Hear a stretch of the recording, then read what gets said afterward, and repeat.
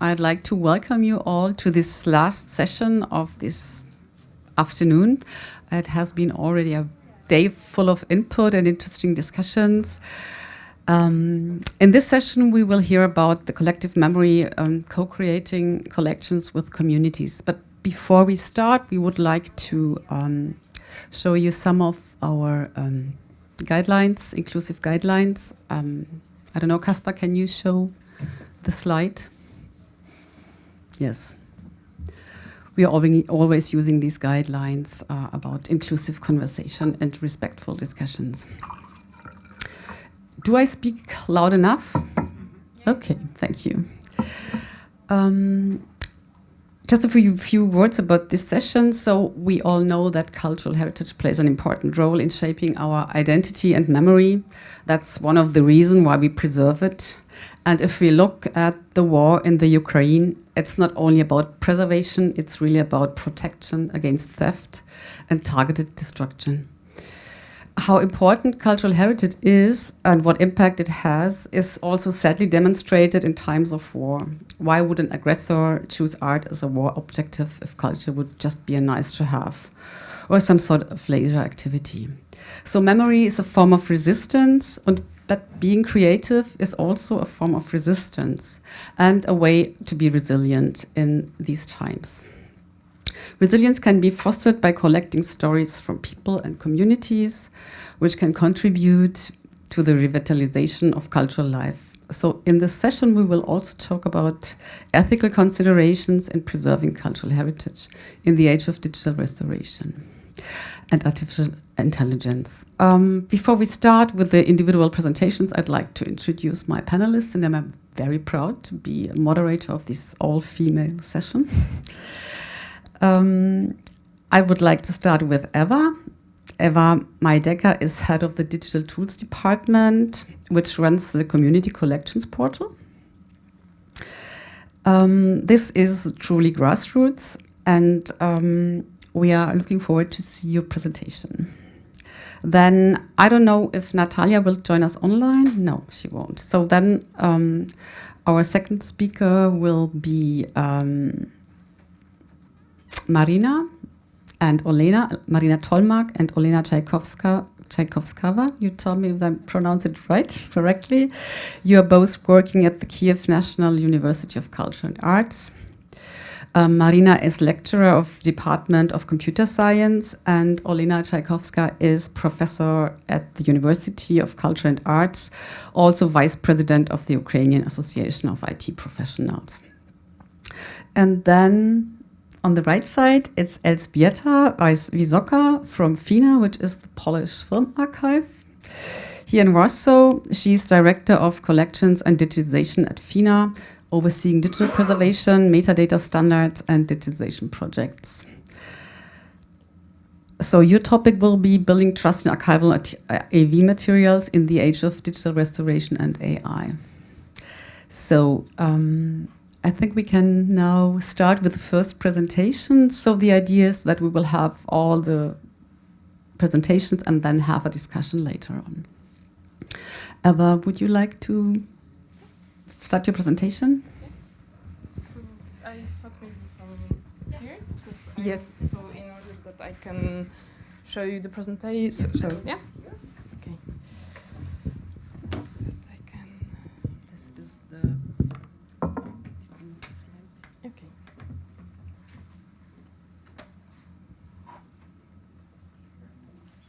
Okay. So that's me, Ewa Majdecka. Thank you for having me. I'm really glad that we have, in general, that occasion, that possibility to meet and to discuss in great team. First of all, I would like to say a few words about my institution, because later on I will be saying more about the portal, but a few words about the Center of Community Archives. We are a Polish public cultural institutions that support community archives. And many probably new words for you or for some of you. Community archive, what is it? Maybe you haven't heard that. Probably you haven't. So community archive is social activity that is aimed at documenting history, mostly community groups, sometimes subjects, and they are sometimes based in an NGO and an informal group, sometimes in local library, but community archives are very different from national archives.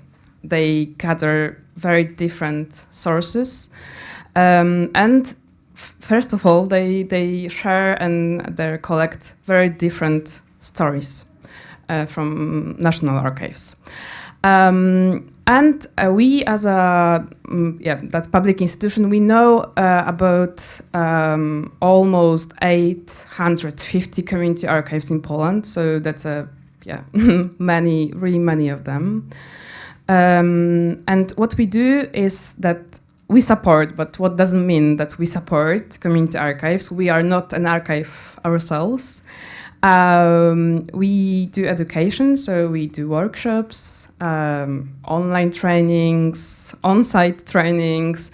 We do promoting community archives, community archivists, what they do, where they come from, what they are interested in, and what their job is about. We try to make organize meetings and events such as this one, because community archivists are people of big passion, but they don't have really many opportunities to meet and to feel that they are not alone. So we try as we can. And we do as well online tools for archiving, describing, and sharing online their collections. So I would say that we try to make whole support system for community archives that they can be independent and self-efficient. We try to give them some frames, but freedom in gathering archiving materials from the community, telling their stories in their own way, and so on. So today I will focus on that digital tools, as mentioned before. But I want to encourage you to try to think of it not as a next I would say, website with old photos, because these come from many, many communities, and these are their stories. So, yeah, try to think about this way. Okay. So, this is our portal. Community Collections Portal, in Polish Zbiory Społeczne. It's available in English. That's very new for us, and we are very proud to give it to you as well, and to get to know what community archives have and share. You can see, all of their collections. Community archives are very, very different. Or they differ from each other.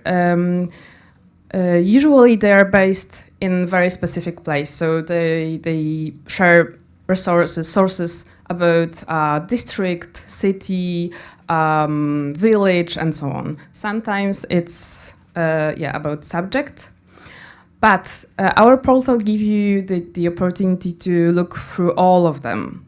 So probably you're maybe not interested, but you don't know the specific places, but you're interested in some subject. So our search, give you that opportunity to look for that, and you can see very, very different stories.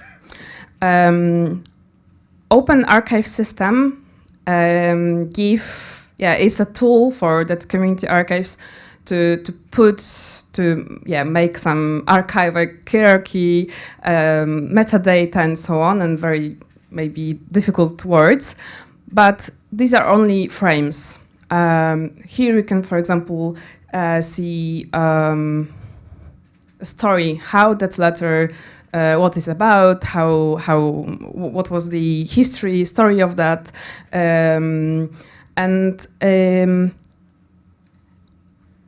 so every more than 200,000 files really tells different story. You can have contact details, all those information that you probably have on different portals. But if you don't know what to look for, you can have some curated topics and so on. But these are only some propositions. Here you can see what you can find about Warsaw. There's letters, of course, and so on. So I only encourage you to go and look by yourself.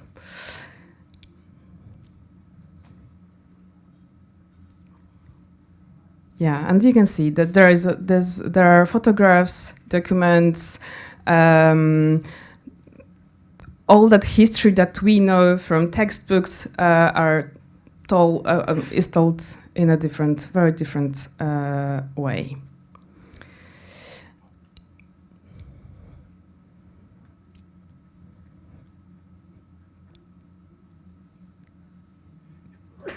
Yeah, just a quick view of some examples.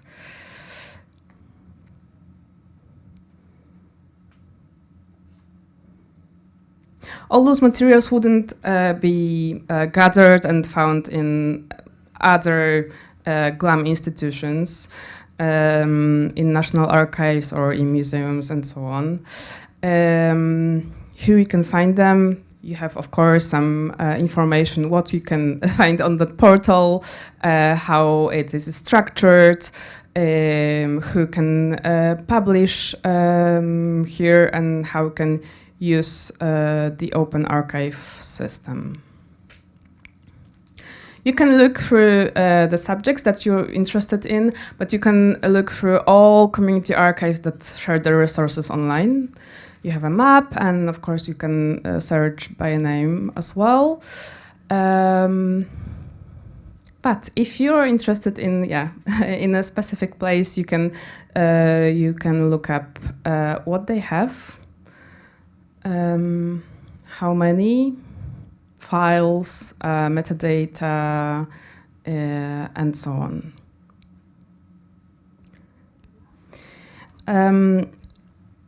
Something, quick, I would say one extra thing is a gamification that we've done a few years ago, and it's available until now as well. And community archives can use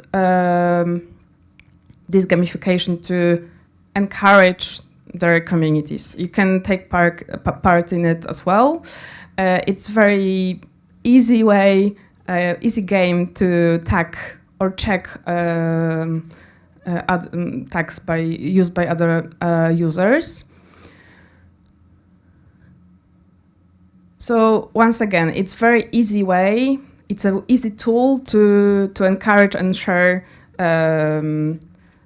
what you maybe know, or you can add to community collections.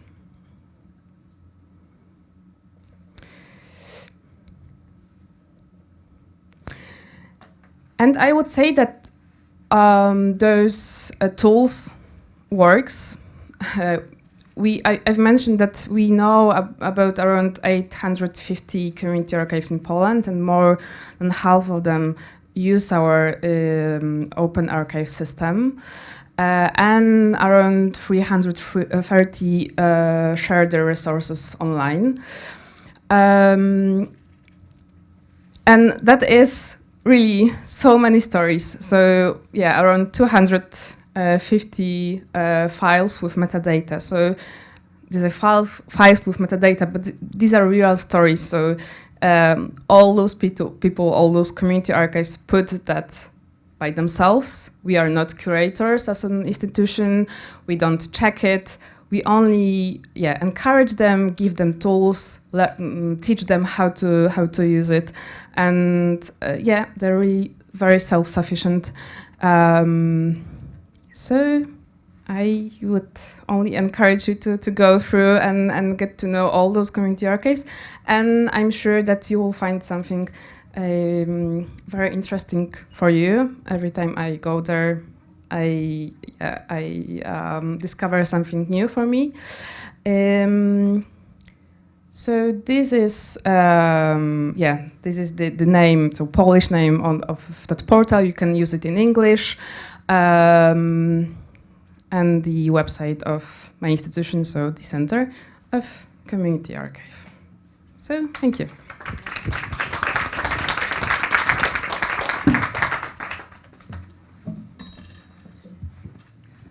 Thank you, Eva. I think, Elżbieta, you are the next one. I forgot to welcome also our public online. So you are invited also to share your questions in the chat, and we will talk about it later after these presentations. The floor is yours. Thank you so much. Good afternoon, everyone. Thank you for inviting me to present. And I am here representing a central institution for cinematographic and audiovisual heritage, Filmoteka, Narodowa-Instytut, Audiowizualny. And I'm here together with my two other colleagues, and very happy to be part of this Europeana effort. So what I have for you is, of course, AI, as we are mentioning the elephant in the room all day. And what we see here is historical prompt photography, a new intriguing trend, AI-generated vintage photos. These generated images are becoming, for me at least, weirdly realistic. With advanced machine learning techniques and massive amounts of historical visual data to train on it, AI models can now produce this kind of vintage photos that are really hard to distinguish from authentic archival materials. They mimic everything from grain, from soft focus, to the physical damage, which usually we as a restorers, film restorers, are trying to remove from the image. From prompt-generated images to prompt-generated films, it feels like it's just one step. For a moment, what I am getting to my social media feed in terms of colorized films, it's not something very convincing, but I think it's only a question of time. So I can imagine that in the future we might recreate lost films from our collections based solely on preserved scripts, photos, or of photos of actors, photos of sets of films. And I remember it was actually 7 years ago we were restoring a film, German actually film, only unique copy found in Poland, Hund von Baskerville, German Silent. It was a unique copy, and large part of it was missing. And since it was a criminal movie, it's really needed for audience to follow the plot. What we could do, having the censorship card and stills from the film, we could make a bridging photos to let the audience understand what is the plot in the missing parts. But now maybe all we need to recreate it is a good prompt. Perhaps the future restorers will decide to recreate these scenes by feeding AI with footage, stills, and screenplay. We don't know that. For the moment, we consider such actions as totally unethical.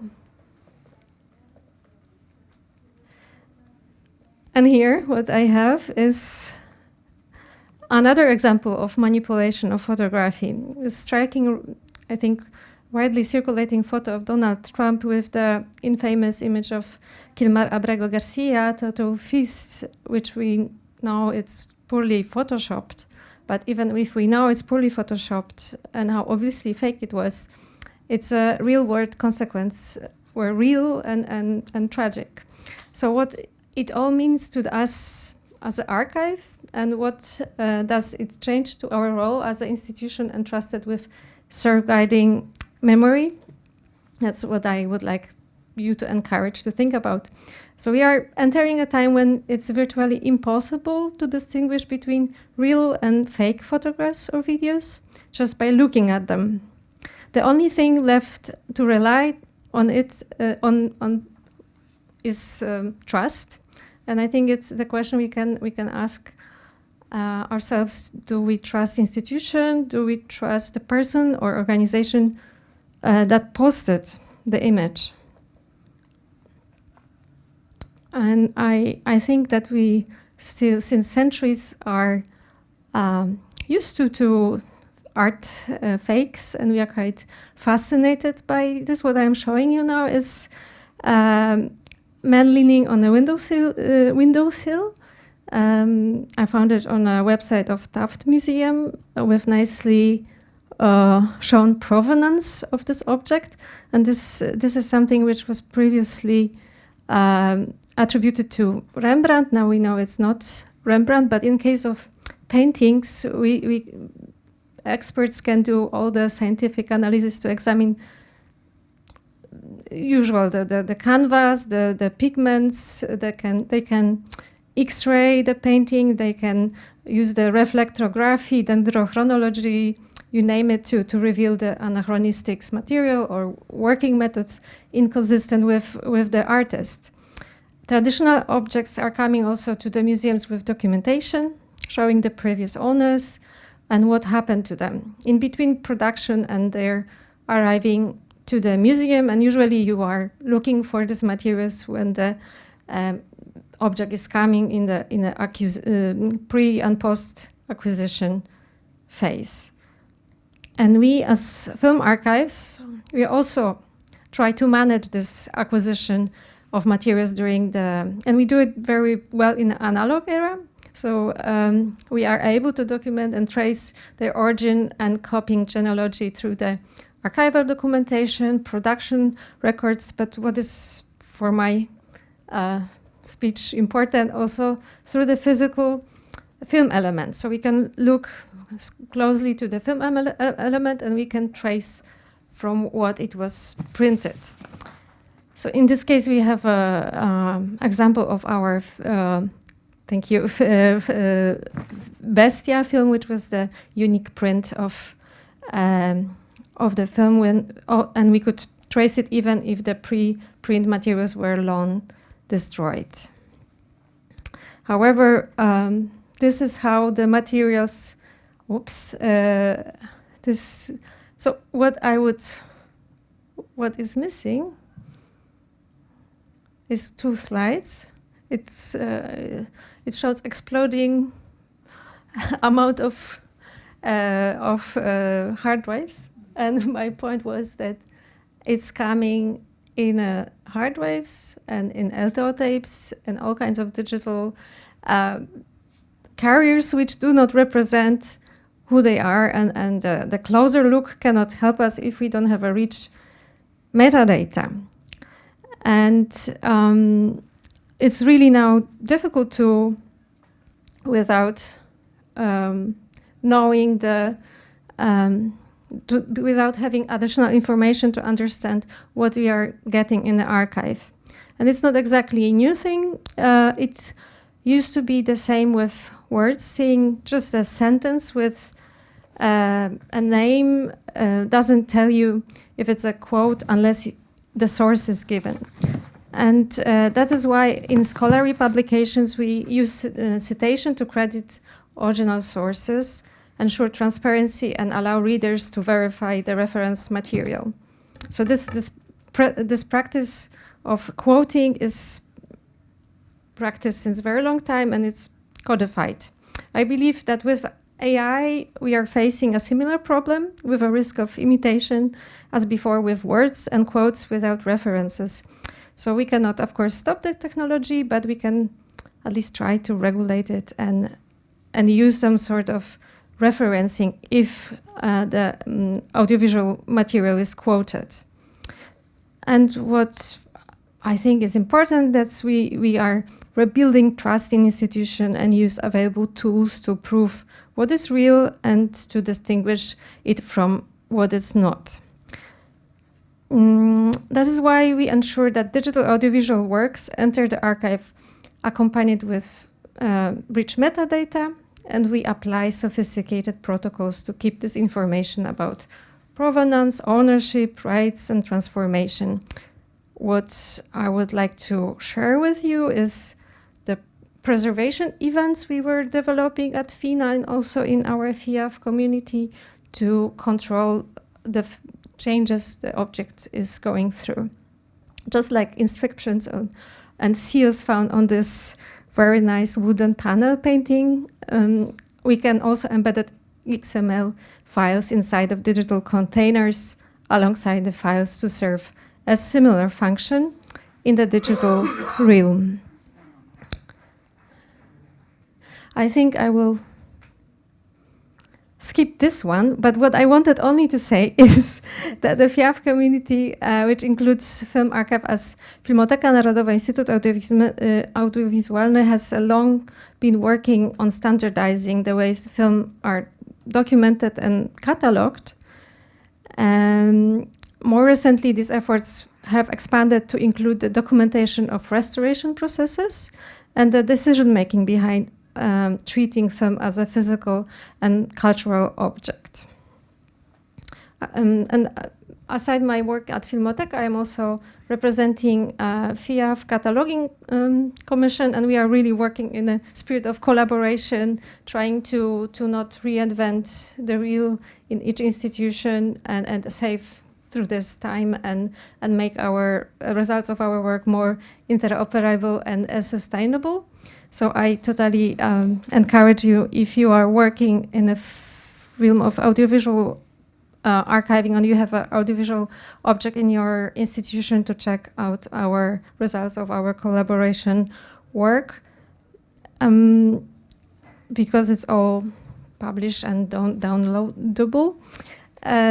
What we are using is this cinematographic standard, and all these analog and digital manifestation in the standard, they can be better traced and understood also in the digital realm. What we are currently working on both at FINA and in the Commission is integrating this standard. We are using European standard CN 15907 with premise, which for those of you who deal with digital preservation is probably nothing new. It's not a new standard.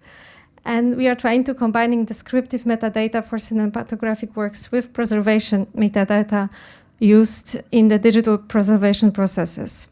We are trying to answer these questions like, can the objects still can be used as intended? Can be open and displayed? Can the future users make sense of this object? So it doesn't need to be applied only to the cinematographic work. It could be absolutely used to other objects. So it's about authenticity, integrity, and identity. So if our object is unique and we can identify it. So all this information are probably easy to reach, so I won't take the time because we don't have it. But what I would like to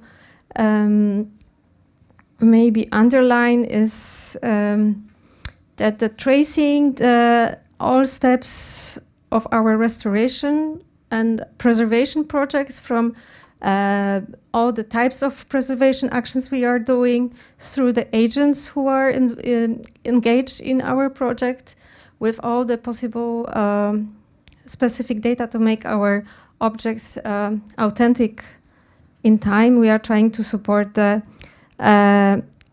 trust we have in our institution.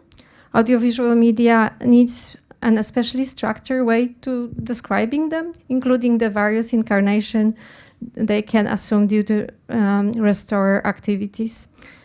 If smartly developed, also collection management systems can, through this easy interface, we can represent media artwork life cycle, because of course in the digital media they cannot be stable. Of course they will change many times through the life of such an object, but we can explain it to the audience, making totally transparent. That's the goal we are looking for. Part of technical or administrative metadata have this preservation function, but rest we need to include ourselves. As it was already said, the preservation metadata is a key to ensure that our object can be interpreted in future and accessible in the future. So that's how it looks nicely in our database. But of course, we are not working with a full data, and in reality, we mostly see this other side of the carpet and try to make an order with a house of incomplete data. So when it comes, for example, to older restoration or films with unclear provenance, we are often working on without really much information, only on clues and fragments, rather with certain information, because manipulation of film is also not new phenomenon throughout history. Films have been recut, shortened, colorized, or sometimes decolorized. We also have films officially known as colored movies, but in our archive are represented in black and white, which is kind of coming as a surprise, altered in different crazy aspect ratios or strange not right playback speed.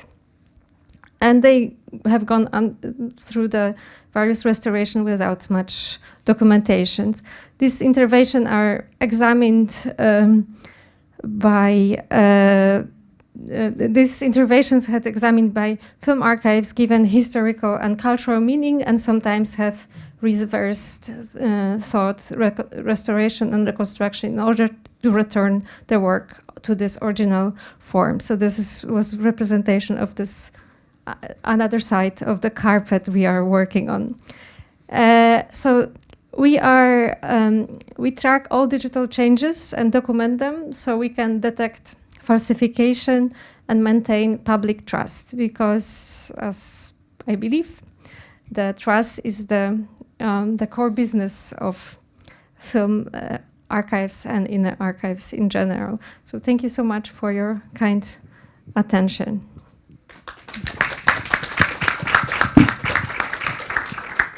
Thank you, Ella. I'm sorry that we have to rush through your presentations, Absolutely. but we are a little bit short in time. But it's a very good example for preservation, how important it is nowadays, and how important metadata are for preservation. We can get directly to the next speakers. Maryna and Olena, you will be... No, so Maryna, the floor is yours.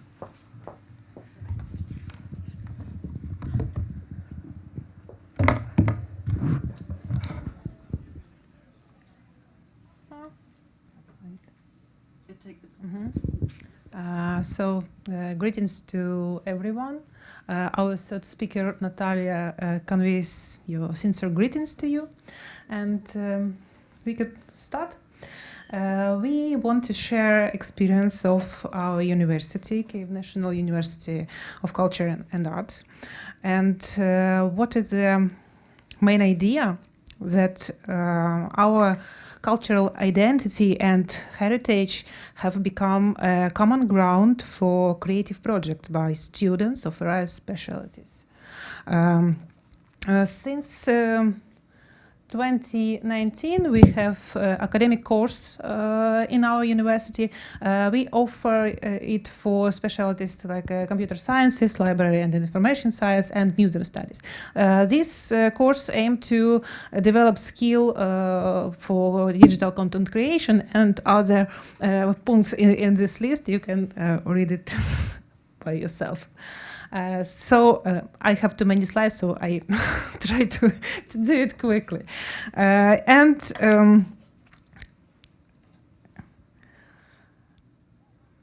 Our student, we try to give opportunity to our students not only obtain theoretical knowledge, but try technology by hand, by feeling.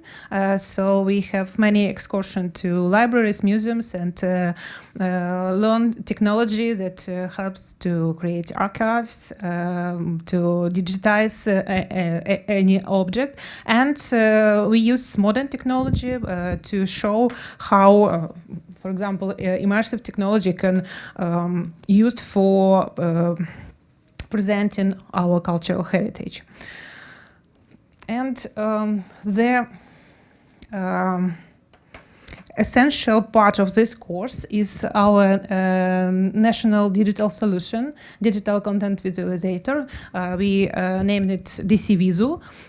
It's a solution that complies with international standards, and we can see Olga Barkova, it's a developer for these systems, and she, like ambassador of digitizing cultural heritage in Ukraine, and she really made great efforts to present Ukrainian collection in Europeana. So implementation of this course at the university is the result of our long-term cooperation. So we have this course, we learn students, we teach students, but in 2022 our lives has changed with war, and our attitude towards the issue of digitizing cultural heritage has also changed, as sometimes digital technologies remain the only way to preserve it. And I think you all agree that history is being made right now. And Ukrainians are showing incredible will to fight for our country while using our creativity as a tool of our resistance. And war prompt an awareness of the need to preserve creative artifacts, which resulted in establishing the university digital collection portal. And let's start with backstory of our first collection. This is our platform for digital collection, and I want to share you a story about our poster collection. Because from the first week of Russian full-scale invasion to Ukraine, our Ukrainian graphic designers and illustrators proved to be powerful communicators in the information struggle against the aggressor. In March of 2022, a community of graphic designers, which include teachers, students, graduates from our university, from Kyiv University of Culture, we established this community and named it Creative Resistance for Knukim and Kuk. In Ukrainian, it's the Kreatywny Sprotiv. Its task was to unite the creative forces of yours to resist Russian aggression, demonstrate their patriotic positions, and fight disinformation. All war events were experienced by this community and all Ukrainians. And this events was reflected in posters and graphic composition. So we have the chronology of creating different posters and graphics during the first year of war. So they are collected in 2-volume folio, the catalog calendar, 365 chronology of creative resistance of graphic designers Knukim and Kuk. So we made this calendar in paper, and our calendar includes we have many events, many exhibitions in different countries. We try to share our narratives, share our position, and notice the importance of support of Ukraine. And this foliant includes this slide on previous Europeana in The Hague. In 2022, Olena bring these posters, and we have exhibition in Europeana venue. So maybe in this time we born the idea to create digital collection with these posters, and then we really done it. So you can see this collection on our portal. We digitize all these posters. We create metadata, and this project unite efforts of the students of different specialties: computer sciences, library sciences, graphic design. So it's like synergy of our efforts that leads to this collection. You can see it by this QR code. And what is interesting that it's chronology of our creative resistance. You can see poster, you can see information about author, about date when it was created, about context, about some events which happen in our country in this day. So it's like self-expression for our students and teacher. It's like a way to save his mental health, to reflect events that we have in our country, and to like a little history of this of war. And we don't stop, and is always in search of ideas for next collection, because the cultural heritage is a great reason to be creative and great source for inspiration. So next collection named The Wonderland of Tripilya. In Ukrainian, it's a very beautiful word, Divosvit Tripilya. I really like it. And in this year we have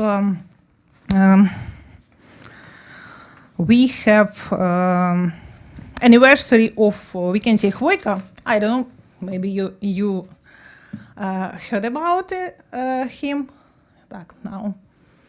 He discovered Tripilyan monuments of Tripilyan culture in the village Tripilya in Kyiv region. And we celebrate his anniversary. And this is the reason to create next collection. For creating this collection, we collaborate with our folk artist Людмила Смолякова. She created reconstruction of keramical based on Tripilya excavation. You can see this ceramic, and our students digitize these figures and create 3D models. And one of the student project was to create these 3D models, and then we again create the digital collection and put in on the portal, so you can see it by this QR code. You can see all 3D models to interact with them, and get familiar with our Tripilyan culture. I need to hurry up. So, if in summarize, what is our approach to involve our students to be familiar with cultural heritage? We can identify 4 components because we motivate students to rethink our cultural heritage in their modern project and modern technology. We engage students to collaborative and multidisciplinary projects like computer science, designers, librarians, and they do it together.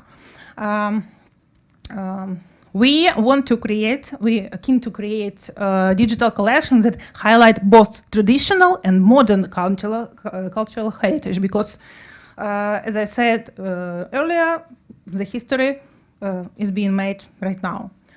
And we promote preserving cultural heritage like a form of social responsibility of our patriotic position and way to resist.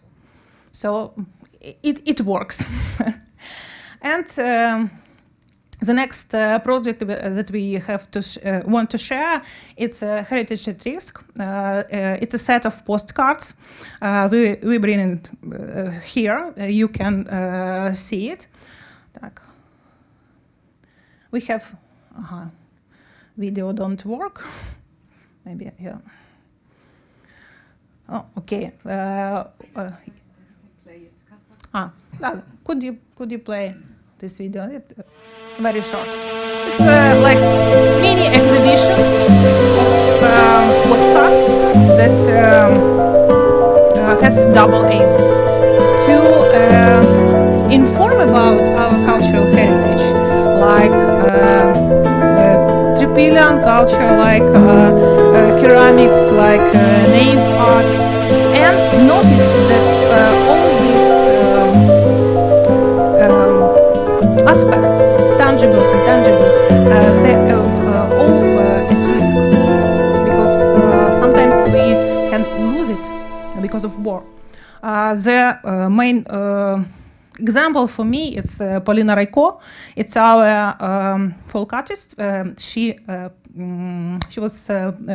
painted like naive art, and he has a house. He painted all his walls with beautiful pictures, and we lost this house because of flood after the explosion on the Kyiv Sea. So we don't have this house anymore.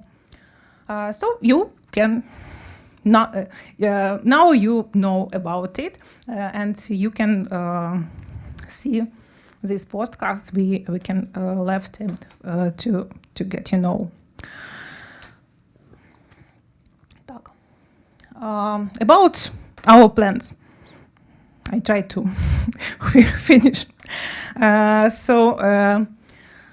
We have many ideas, many plans. We have many creative students, many creative teachers. We want to do something useful, something beautiful. So we plan to further develop our collection, to expand in the scope, to add new types of object, and our plan to integrate this collection to Europeana. So we have some process to prepare it, and I think it will be soon. But as for the main task that we want to do, is our win. So yeah, I think it's a main task for all our people. And this picture is by Natalia Udris, our third speaker, that is not here, but with us mentally, I think. And I think Olena has to add two words. Thank you. I believe that national. It's okay. Okay. I believe that nation we turn the bullets creates paintings, poems, and saves and multiplies culture, property. I believe that cannot be defeated by anyone and never. On 24th of February 2022, I realized one thing. If you have a choice, always choose freedom. And the European community, I thanks for your support, and personally Sofia and Sebastian, maybe another session. Thank you for your help in saving our culture of our country, and thank a lot to everyone with Ukraine in your heart. Thank you. After all, only culture has the right to violate and destroy borders, and I think in future it will be right. If you want to get in contact with us, please, our contacts. We are open to interesting project. We are keen to be engaged in Europeana community, Europeana project, and we are ready to share our ideas and our cultural heritage with you. Thank you.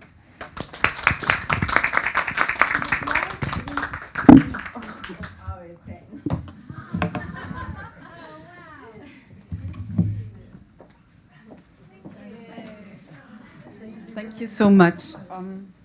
I'm talking to the Europeana organizer. I think we had a nice last words from Maryna, but if we don't have time for a real discussion here, that's I'm sorry. We have heard different approaches how to collect, create, preserve, protect, and reuse our cultural heritage in difficult times, in very difficult times. So the approaches are of course different because the urgencies are different.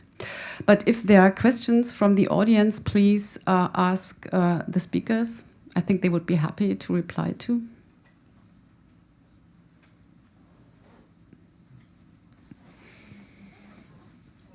Are there any questions from in the chat? No, but if you want, I think we are a little bit delayed towards the auditorium, but if people are interested, we can continue the discussion. Shall we continue the discussion? So I was interested, whether, for example, for the community archives, the collecting archives, is trustworthiness, has the same importance than for, I don't know, for the traditional national film archive, or is your focus different?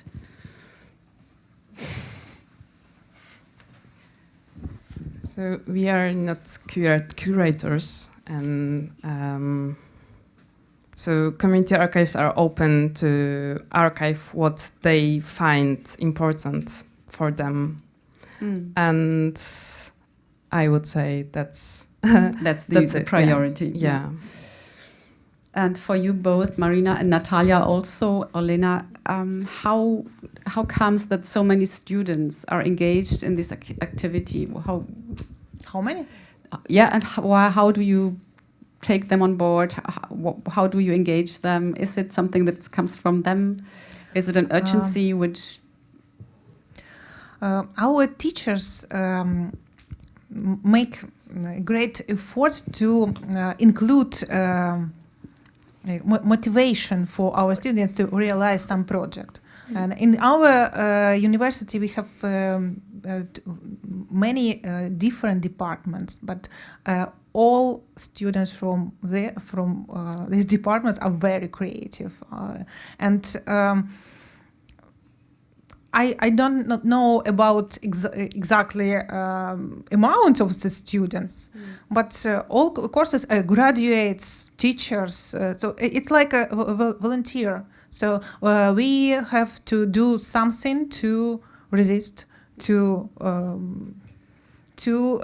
demonstrate our cultural identity, because it's one of our way to fight I think. So we don't need to push our students. They do it by themselves and demonstrate their creativity and self-expression. That's good to see that culture and creativity is a way. It's not a way to overcome the war, but maybe it's the best way to resist. Yeah. So I think with these words we can close the session, or I think you all deserved some drinks, dinner. It has been a long day.